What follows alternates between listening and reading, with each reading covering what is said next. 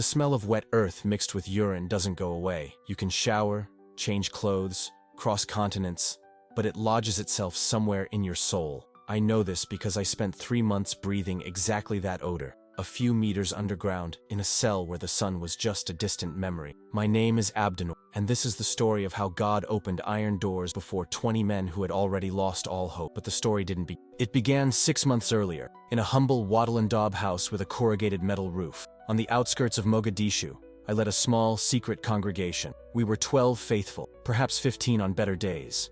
Our meetings took place on Thursday evenings, when the streets were empty and the neighbors less observant. We sang softly, prayed with our eyes open, and hid our Bibles inside rice sacks. In Somalia, having faith is a crime, and we knew that very well. I remember the last meeting before the arrest. It rained all afternoon, and the mud seemed to swallow everything around us. We were sitting in a circle, sharing bread and sweet tea, when we heard a small noise at the door, someone trying to peek in. One of the brothers, a young man named Yusuf, looked at me with fear in his eyes. "Abdi, do you think all this is worth it?" he asked. "My mother said they're going to denounce me. She'd rather see me alive than faithful." I didn't know what to answer.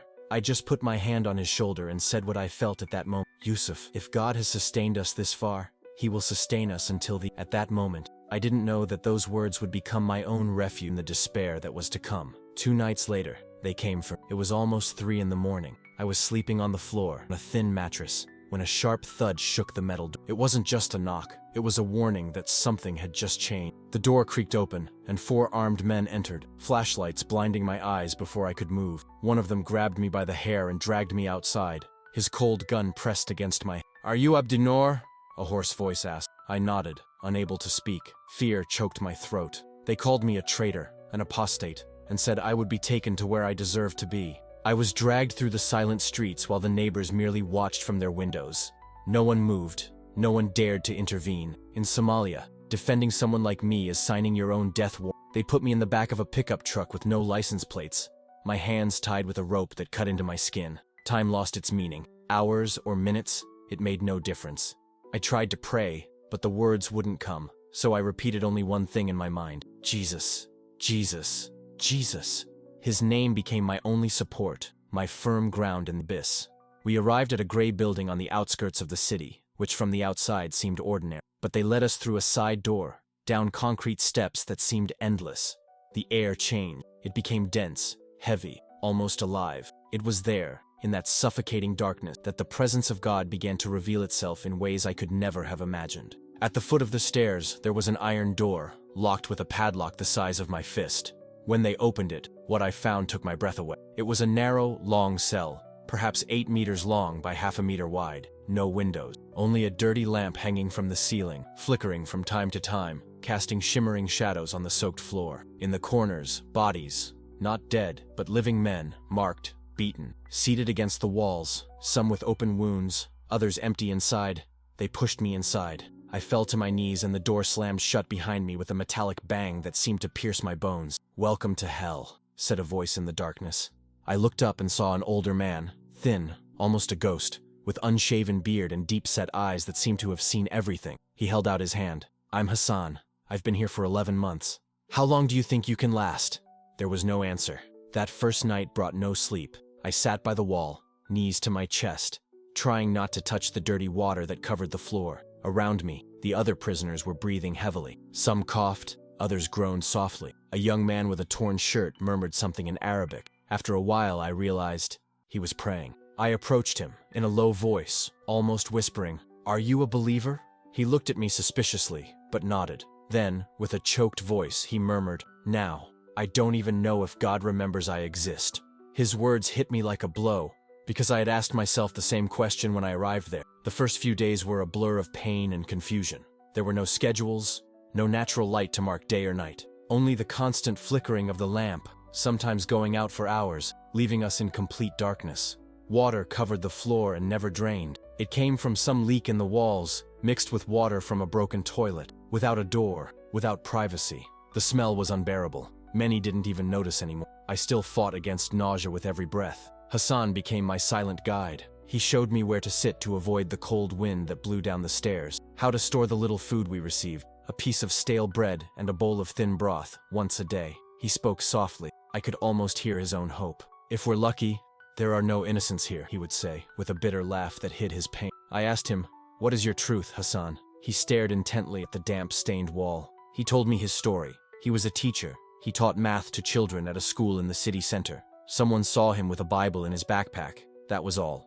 11 months there because of a book. But it wasn't just his story. It was the story of all of us in that cell. But there was something about Hassan that didn't fit with the despair around us. Sometimes, in the middle of the night, when most people pretended to sleep or were actually asleep, I would hear him whispering. They weren't complaints, but short, fragmented, continuous prayers. "Do you still believe?" I asked him one night. His eyes gleamed, and I didn't know if it was from the fever consuming him or the tears streaming silently in his face. "I have no choice, Abdi. If I give up..."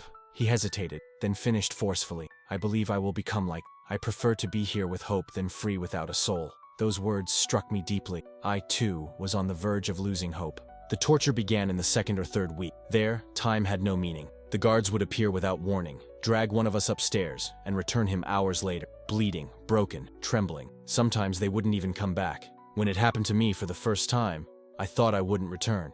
They took me to a small room with a metal chair in the center and a lamp hanging from the ceiling. 2 men were questioning. They didn't want answers. They wanted my denial, my abandonment of faith, my renunciation of Jesus. "Say you don't believe and we'll let you go," one of them said, in a calm, almost gentle voice. "It's easy. I just had to say the words. But I couldn't, not out of courage, but because something deeper inside me, stronger than pain and fear, simply wouldn't allow it. They beat me. I won't go into details here. I'll just say that when they returned me to my cell, Hassan had to carry me to my corner. "You did well," he whispered, as I leaned against the wall. "You did well, brother." I didn't feel well. I felt destroyed. The days passed, then the weeks. The routine became mechanical, waking up in dirty water, waiting for meager food, enduring the cold, avoiding the empty gaze of those who had already lost all their humanity, and praying, always praying, even when words failed. What we felt was emptiness, but something was about to change, something none of us could have imagined. God had not forgotten us. He was about to reveal himself in a way that defies all logic and all human explanation. If someone had told me that the human body gets used to almost anything, I wouldn't have believed it, but it's true. You get used to the hunger that gnaws at your stomach, to the damp cold that freezes your bones, even to the constant pain of sleeping sitting up, leaning against concrete walls, dreaming of beds whose touch you no longer even remember. But one thing one never gets used to: the loss of dignity. There, in that underground cell, we weren't men. We were numbers, shadows, breathing flesh that didn't matter. Each visit from the guards reminded us of this, not with words, but with their stares, as if we were sick animals waiting to be slaughtered. There were 20 of us prisoners. Some, like Hassan, had been there for months. Others, like me, only a few weeks. But we all shared the same look, a strange mixture of resignation and contained anger, that feeling of someone who no longer has the strength.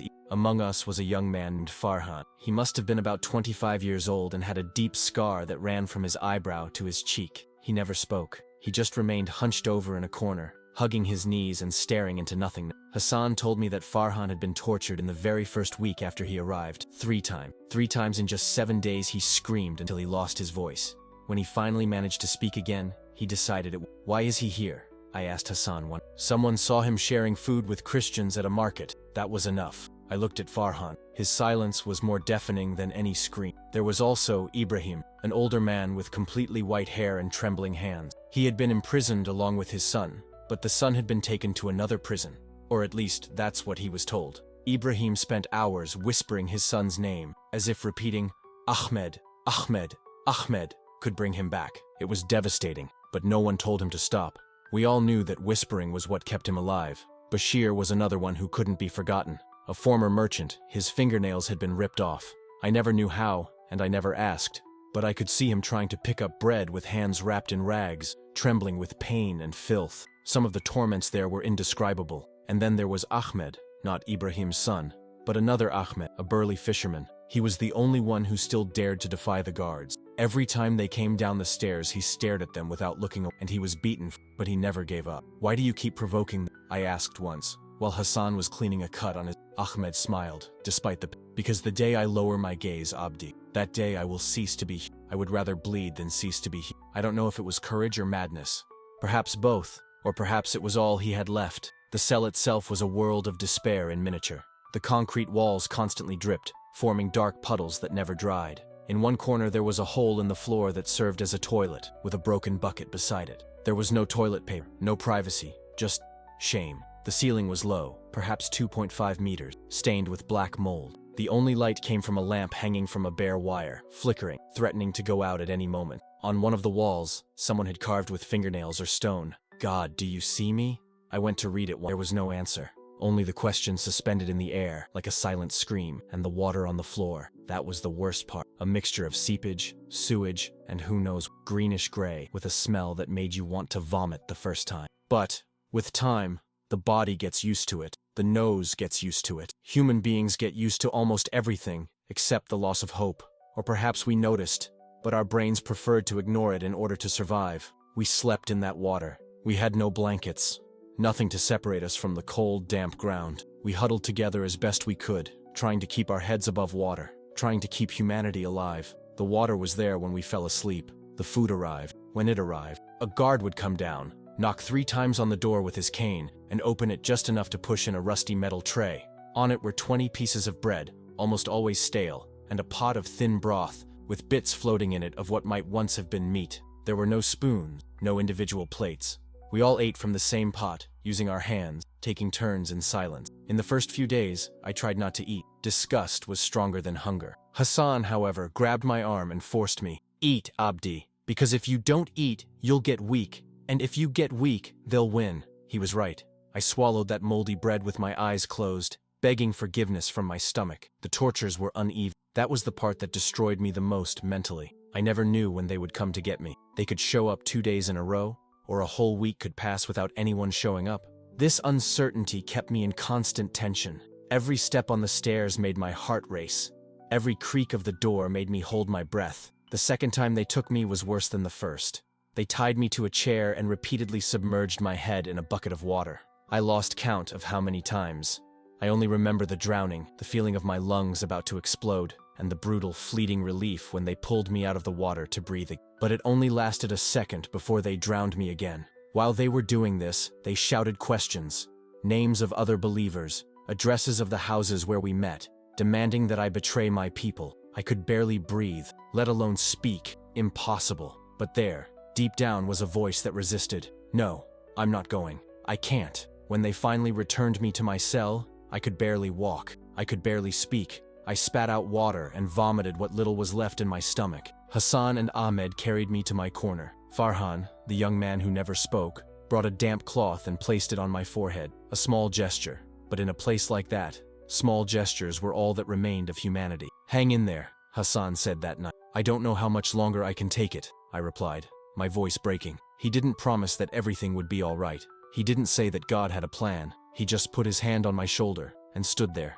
in silence. And somehow, that was enough. Days turned into weeks, and weeks lost all meaning. I lost track of time. I didn't know if I'd been there for a month or 3. My body was changing, weakening. I lost weight. My protruding ribs betrayed what we all felt. I had bed sores on my back from sleeping against the wall, and my hands trembled constantly, even though I wasn't cold. But the worst part wasn't my body, it was my mind. There were times when I found myself staring at the wall for hours, thinking of nothing, as if my brain had shut down to protect me. Other times, however, I was too lucid. I remembered every detail of my previous life, the smell of the tea my mother made, the laughter of children playing in the street, the sound of the waves on the coast of Mogadishu, and these memories hurt more than any blow. One night, or what I thought was night, I broke down. I simply sat leaning against the wall and cried. I didn't make a sound. The tears fell, mingling with the dirty water on. I didn't pray, I didn't think, I just cried. Hassan sat beside me. He didn't say anything, he was just there. If you've ever been through this, you know,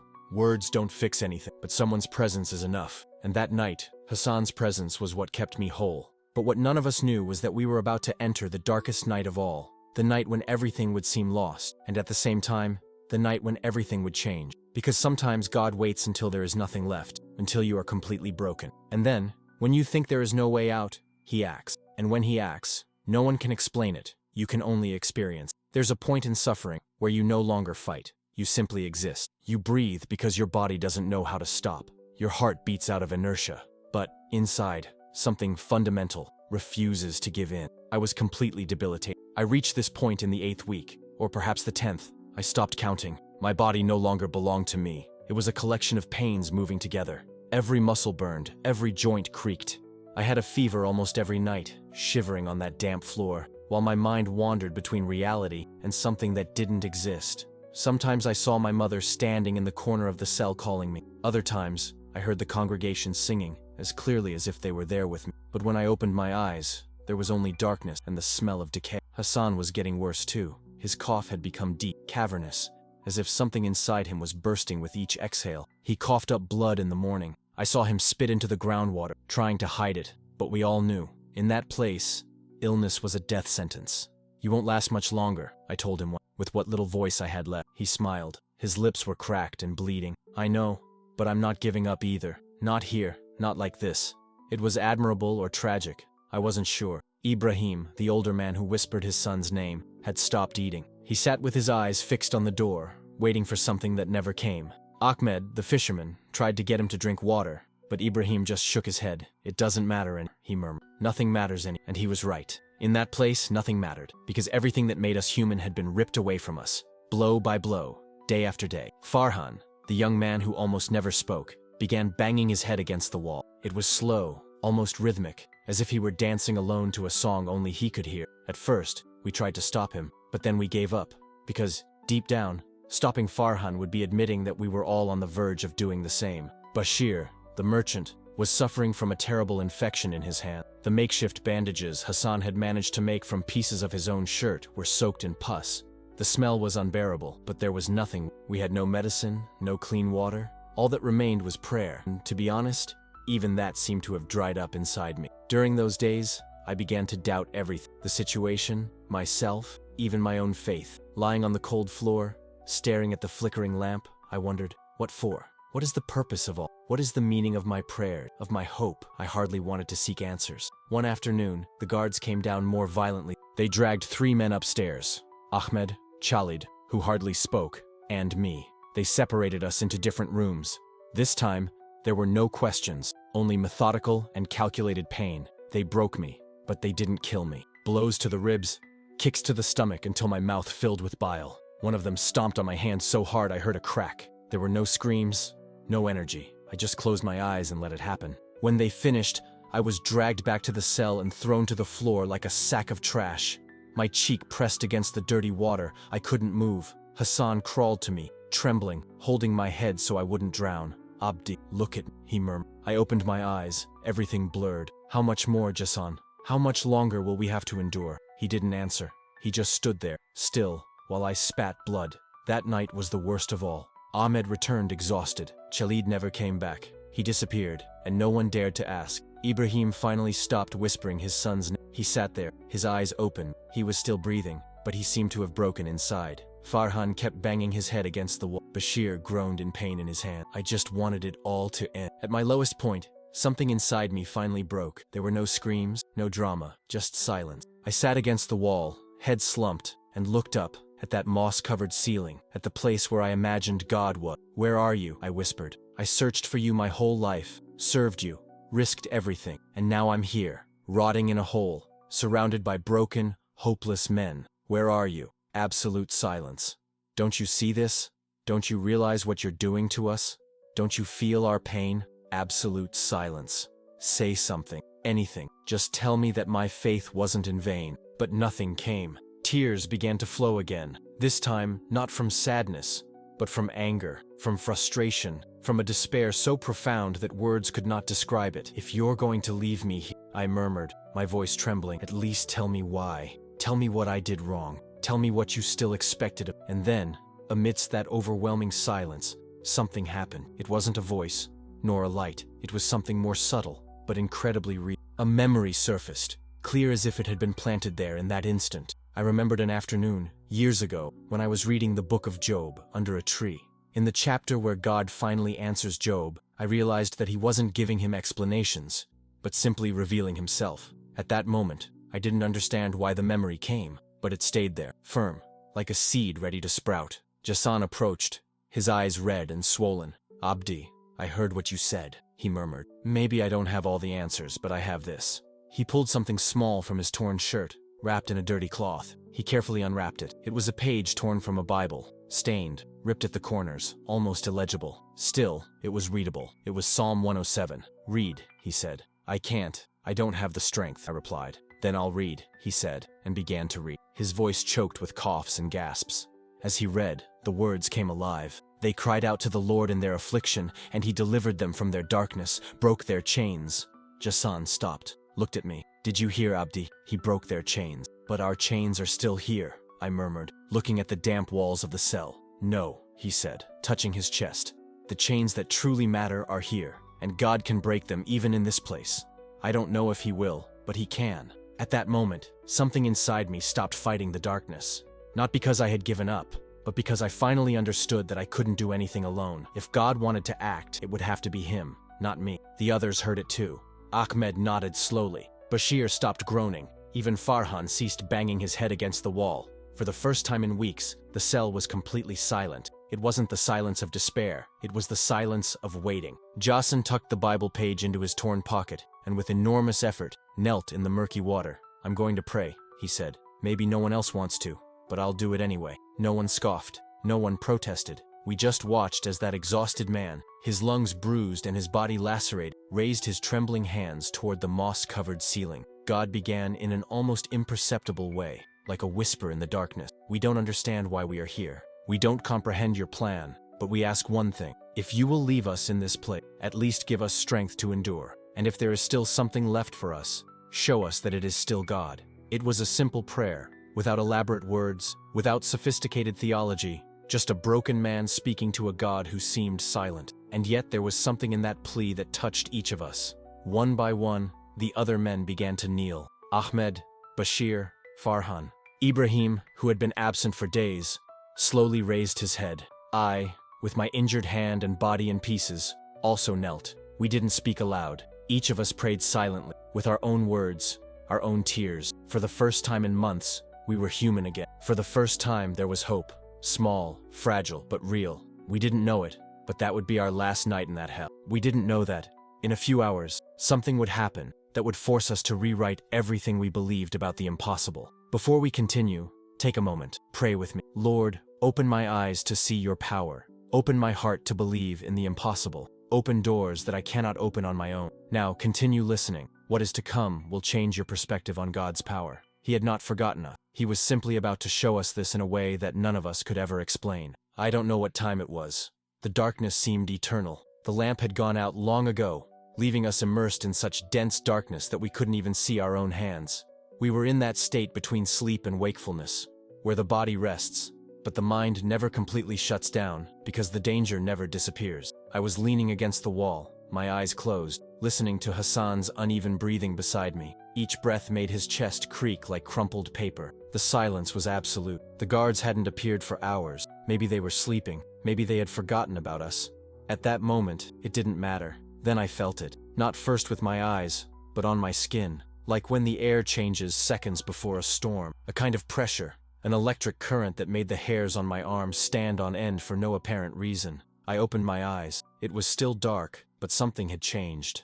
The air felt lighter, cleaner. "Can you feel it?" Someone whispered from the other side of the cell. It was Ahmed. "Yes," someone replied. I think it was Bashir. Hassan approached me, sitting down slowly. "What's going on?" he murmured. I couldn't answer, because at that moment, something started to appear. At first, it was subtle, almost imperceptible. A faint glow that seemed to emerge from nowhere and everywhere at once. It wasn't like the light of a lamp or a candle. It didn't cast shadows. It didn't behave like anything we'd ever seen. It was simply there, growing, expanding every second. The men began to wake slowly. Murmurs of confusion echoed through the cell. The light reflected off the dirty water on the floor, casting glints that seemed to dance over our tired bodies. "What is this?" Farhan asked, his voice hoarse, the first he had uttered in weeks.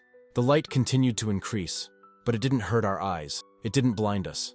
It was strange, almost warm, as if it had a living presence. I stood up with difficulty. My broken hand throbbed with every heartbeat, but the pain seemed distant, as if it belonged to someone else. I looked around. All the thin, dirty, and exhausted faces were now turned toward the light that had no origin, some with open mouths, others with blurred vision, and all, in some way, were crying. There was no sound, except for the growing glow. But then I felt something else, a presence. It It wasn't that someone had entered. It was as if someone had always been there, and only now were we able to perceive it. Like waking up in a dark room and knowing, without seeing, that you are not alone. "My God," Sana whispered beside me. Her hands trembled as she raised them in supplication. "My God." And then it happened. The iron door, the one that had been locked with heavy chains and padlocks, began to move. Not as if someone were pushing it, but of its own accord. The chains jingled softly, like paper, and the padlock fell to the floor with a metallic thud that echoed through the underground. The door swung open. We stood paralyzed, not with fear,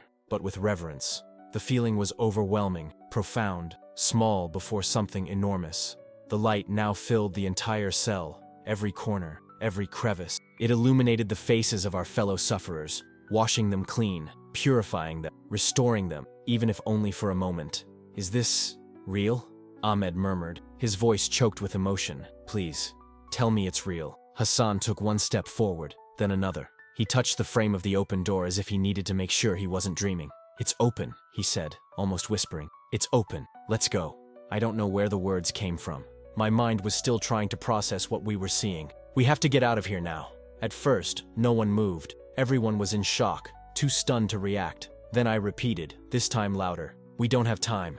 If God opened this door, we can't waste this miracle." That was enough. Hassan began helping the weaker men to their feet. Ahmed grabbed Ibrahim, still in shock, and pulled him toward the exit. Farhan rushed forward, almost tripping in the dirty water. I took Bashir's arm. His infected hands trembled. "Come on, brother, now." We left in single file, one behind the other, climbing those concrete steps, each step a mixture of disbelief, fear, and hope. The darkness was behind us, and for the first time in so long we breathed in the miracle. The dampness that had corroded us for months still haunted us.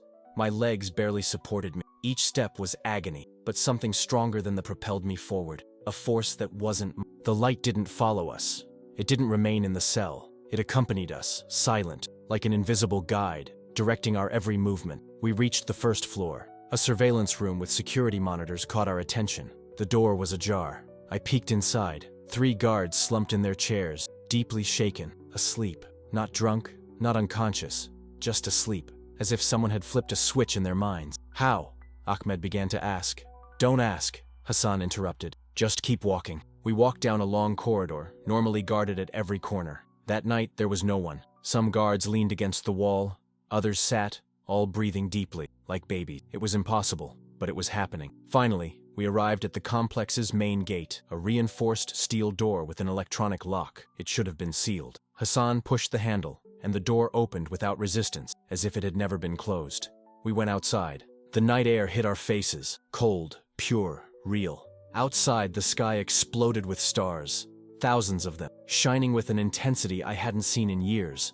Or perhaps they had always been there, and I had simply forgotten how to look at them. We stood there, 20 of us, breathing fresh air for the first time in months. Some cried, others laughed, some trembled, unable to process what had just happened. My legs gave way. I fell to my knees on the dry earth, placing my hands on the ground. Real earth, not dirty water, not damp concrete. Earth. Hassan knelt beside me and placed his hand on my shoulder. "He did it. He did it," I said, my voice choked with emotion. "Who?" someone asked. I didn't need to answer. I looked up at the sky and whispered, "God did it." The peace I felt was profound, greater than happiness or euphoria. It was the absolute certainty that we were never alone, that even in darkness and despair, God had been with us, watching, waiting, preparing us for this moment. "We have to act," Ahmed said, looking back nervously. "We don't know how long they'll stay like this." He was right. We stood up, helping each other. The group split up. Some went east, towards Ethiopia, others south, towards Kenya, each with their own destination, their own family waiting. Hassan said goodbye to me with a hug, tears streaming down his face. "Tell them, Abdi," he said. "I will tell," I replied. "I will tell the world that God still performs miracles. I will tell you," I promised. "I will tell you." We parted ways. I went south with Ahmed, Bashir, and Farhan. We walked all night. We had no water, no food, but we had something more valuable, hope and a history that no one could take from us. Every time I looked back, I expected to see lights, sirens, soldiers chasing us, but they never appeared. It was as if we had disappeared from the map, as if God himself had erased our tracks. At dawn, we arrived at a small village. An old woman saw us stumbling along the path, dirty, hungry, and exhausted. Instead of closing the door, she opened it, gave us water and bread, and when we told her what had happened, she simply nodded. "I've heard stories like this before," she said with a toothless smile. "God hasn't changed. He is still the same one who parted the Red Sea, the same one who freed Peter from prison, the same one who breaks chains. Because, on that night, we were not freed by men. We were freed by something greater than all of us. By a force that knows no closed doors or armed guards. By a God who, when he decides to act, nothing can stop him. Nothing." Write in the comments now. What impossible door do you need God to open today? Don't keep it to yourself. Declare it. Because when we declare what we need, we take the first step of faith, and God honors faith no matter how small. The first few days after the escape were a whirlwind of pain and survival. We walked at night, hiding during the day, sleeping in ditches, under trees, anywhere we could disappear. Ahmed, Bashir, Farhan and I were 4 ghosts dragging ourselves through the Somali desert, penniless, without documents, with nothing but the dirty clothes on our backs, and a story no one would. My hand was still broken. Bashir could barely use his hands because of the infection. Farhan limped because of a knee kicked by the guards weeks before, and Ahmed simply kept going, with that blind determination of someone who knows that stopping means surrendering. The hunger was constant. It wasn't the kind of hunger when you skip a meal. It was a hunger that gnawed at every thought, transformed every dream into an obsession with bread, and made every second revolve around survival. In a small village, a shepherd saw us hiding behind his sheep. He must have thought we were thieves, but instead of calling the authorities, he brought us water in an earthenware jar and "I can't do more," he said softly. "But this is all I have." We didn't ask his name. We didn't tell him our story. We only took the water and the bread, thanked him with a look, and went on our way. That man will never know that his gesture kept us alive for 3 more days. The border with Kenya was about 200 kilometers away. We had escaped 200 kilometers of arid land, hostile villages, and military checkpoints that we needed to avoid at all costs. Every time we saw a vehicle in the distance, we threw ourselves to the ground and waited for it to pass. We didn't know if anyone was looking for us, or if anyone had even noticed that we had escaped. Every step in uncertainty was like walking on invisible embers. In the second week, Bashir's condition deteriorated rapidly. The infection on his hands spread, and he was feverish and delirious. At night, he called out the names of people who had already passed away, mixing past and present in his weary mind. "He won't survive like this," Ahmed said, looking at Bashir as he slept between us, lost in delirium and fever. I looked at my friend, my eyes fixed on his. "Then we'll take him," I replied. "We won't leave him behind." Ahmed sighed, exhausted. "Abdi, we can barely walk. Carrying him will only slow us down, and if they find us, we can't risk it." I took a deep breath and steadied my voice. God opened this door for all of us, not just for a few. There were no more objections. We took turns supporting Bashir when he couldn't walk on his own. Every meter was a struggle against fatigue, hunger, and pain, but faith kept us going. After 17 days of a seemingly endless walk, we finally reached the border. There were no barriers, no guards, just the dry riverbed marking the border between Somalia and Kenya. A shepherd in the distance showed us the way with just a gesture, without words. We crossed the riverbed at dawn. The sun rose on the horizon, tinging the sky with shades of orange and pink, and a silent peace enveloped us. When my feet touched the other side, I fell to my knees, not from exhaustion, but from relief. For the first time in months, we were free. Ahmed sat beside me, breathing heavily. Farhan lay on the ground, gazing at the sky, and Bashir remained unconscious, but alive. "We did it," murmured Ahmed, as if uttering those words meant accepting the reality. I was still processing everything he had experienced. The darkness of the cell, the inexplicable light, the door opening by itself, the sleeping guards. It all seemed impossible, and yet, shortly after, a team of humanitarian workers patrolling the area in search of refuge. Upon seeing us, they jumped out of the truck. A Kenyan woman, wearing a vest from the humanitarian organization, ran towards us. "Are you injured? Do you need water?" Her voice carried urgency and compassion at the same time. Ahmed tried to speak, but his voice failed him. She didn't wait for a response. She called for reinforcements on the radio. Minutes later, 2 more vehicles arrived. They cared for us gently, offering us water, blankets, and some food. Bashir was taken directly to a hospital in Mandera. Ahmed, Farhan, and I were taken to a refugee camp. The camp was simple, but full of life. White tents, rows of displaced people, children playing in the dust, women cooking over makeshift fires. It wasn't complete freedom, but it was safety, and at that moment, that was enough. They registered us, gave us numbers, and a tent. For the first time in months, I lay down on something that wasn't wet ground, a thin mattress on the dirt floor, but to me, it was a palace. And there, lying in that tent, I felt a profound certainty. God has never abandoned us.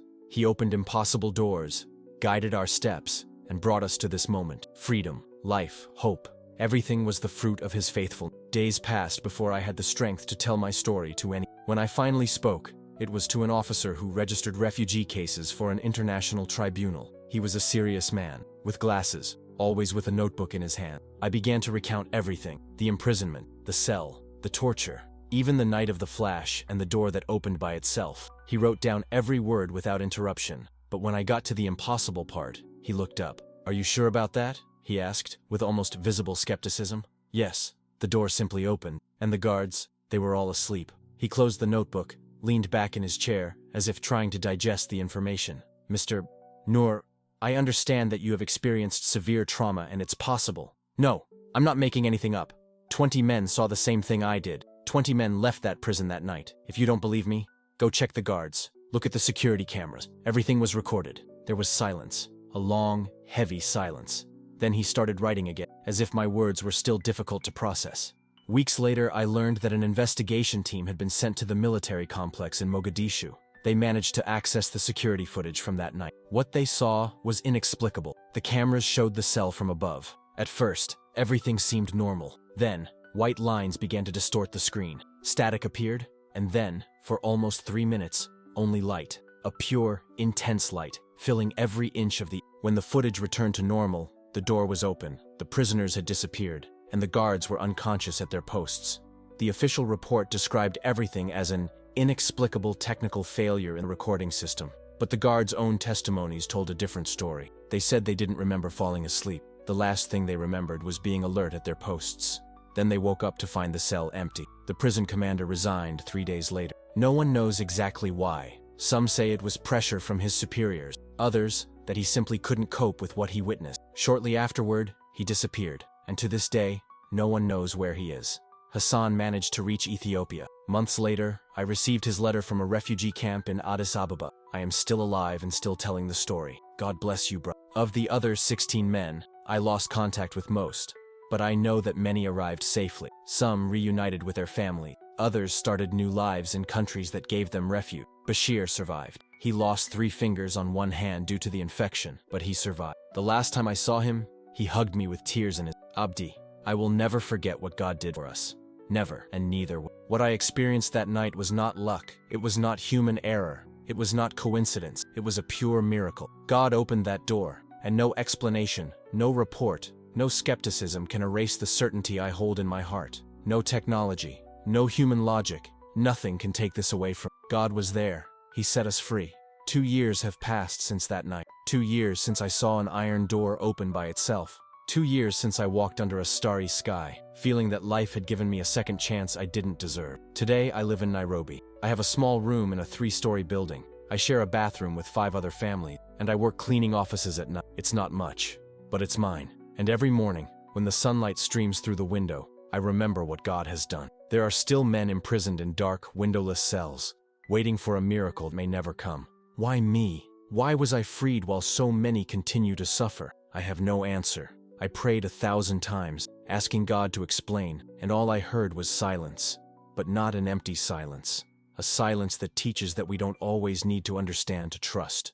My hand never fully healed. 2 fingers remained crooked, and when it rains, the pain returns, reminding me of the days in the underground. But I don't see this as a curse. It's a scar, a sign of where I've been and who got me out of there. 6 months after my arrival, I was summoned by the International Criminal Tribunal for Kenya to testify. I sat before judges, lawyers, and human rights observers. They spoke for hours, asking for dates, names, exact details about the guards, the torture, the cell condition. I gave everything I could. I spoke until my voice failed me, until tears prevented me from continuing. And when I got to the part about the glow and the door that opened by itself, I saw looks of disbelief. Some tried to contain their shock. Others clearly thought that trauma was making me fabricate things. I wasn't there to convince them. I was there to tell the truth. At the end, an older judge, with a British accent, leaned forward and asked, "Mr. Noor, do you really expect us to believe that a supernatural force opened that door?" I looked directly into his eyes and said, "No, sir. I don't expect you to. I expect you to pay attention because I was there. You weren't." Silence filled the room. No one said anything more. And if, after hearing this, your faith has been strengthened, write Amen in the comments. Declare that God remains the same. Your word can be an anchor of hope for someone who needs to read this. Weeks later, I received an official letter. My testimony, along with that of other survivors and the distorted camera footage, was included in a report on human rights violations in Somalia. The conclusion was simple: an inexplicable event. It requires further investigation. It wasn't justice, but it was recognition. And for many of us, that was already a lot. Since then, I have spoken in small churches here in Nairobi, especially among refugee congregations, people who have lost everything and are rebuilding their lives in a foreign land. I share my story not to impress, but to remind people that miracles happen. God continues to watch, opening doors that no one else can open, and giving strength to keep going, even when all seems lost. When I share my story, I see something change in people's faces. Some begin to cry, others just nod in silence, because they understand what it's like to cry out to God from a place where there is no human hope. A woman approached me after a meeting. She was Somali, with sunken eyes and trembling hands. "My husband is still there," she said. "I don't know if he's alive or not, but after hearing your story, I feel I can continue praying, that it's not in vain." I hugged her, and we prayed together. I had no answers, no magic promises, just my story. And sometimes, that's enough. Do you know someone who is waiting for news of a loved one? Someone who needs to hear that their prayers are not in vain? Tag that person in the comments or share this testimony right now. Be the door of hope they need today. Knowing that someone survived the impossible gives us the courage to believe that we too can overcome. In these 2 years, I learned something essential. God doesn't always take us out of the fire. Sometimes he leaves us in it, not out of cruelty, but because the fire doesn't destroy us when he is with. Hassan told me this in that cell, and now I understand. The real chains were never made of iron. They were fear, despair, the feeling of abandonment. God broke those chains long before the door opened. There are days when the trauma returns like a wave, when I close my eyes and I'm back in that cell, feeling the cold water on my feet, hearing the groans of the other men. My body is in Nairobi, but my mind still wanders through the underground. In those days I couldn't pray with words. I just kept repeating Jesus' name, like I did in the van that took me to prison, like I did when they beat me, like I did when everything seemed lost. And you know what I discovered? That his name is enough. I don't need elaborate prayers, nor complicated theology. Just his name is enough. He answers. Not always in the way we expect, but he answers. Perhaps you are in your own prison right now. Perhaps it's not an underground cell in Somalia. Perhaps it's an incurable disease, a marriage in crisis, an addiction that seems impossible to overcome, or a loss so profound that you feel you will never be the same again. Perhaps you are crying out to God as I cried out, asking for deliverance, asking for the door to open, asking for relief from the pain. While you wait, I want you to know something. God has not forgotten you. Perhaps you still don't see the light. Perhaps the door is still closed. But he is there, in the midst of the darkness, in the midst of your pain. And when the right time comes, when everything aligns in the way only he understands, he will act. And when that happens, it will be impossible to ignore. Because my God is not a God of easy explanations. He is the God of impossible miracles, of doors that open when they shouldn't, of guards who fall asleep when they need to be vigilant, of light that emerges in the deepest darkness. If he did this for me, a broken man in an underground cell in Mogadishu, he can do it for you too. I don't know what your prison is, but I know who has the key, and he hasn't lost them. A few months ago, I received a call from a number I didn't recognize. When I answered, I heard a familiar voice, weak but unmistakable. It was Hassan. We cried on the phone for almost 10 minutes, unable to say a word. Finally, he managed to speak. "Abdi, I did it." He told me he had sought asylum in Canada, was receiving treatment for his lungs, and above all, was alive. "Do you still tell this story?"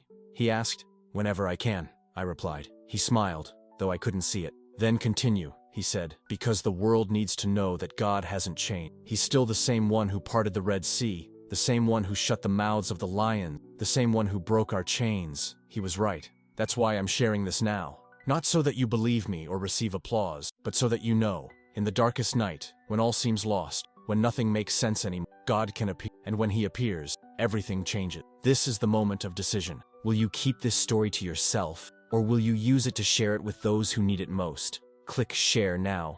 Don't wait, because while you read these words, someone in your contacts may be about to give up. And this testimony could be the reason that person finds hope and keeps going. Don't keep this miracle to yourself. Share it. May all who hear this story know that the Lord is still God, that he continues to open doors, break chains, and work in the impossible.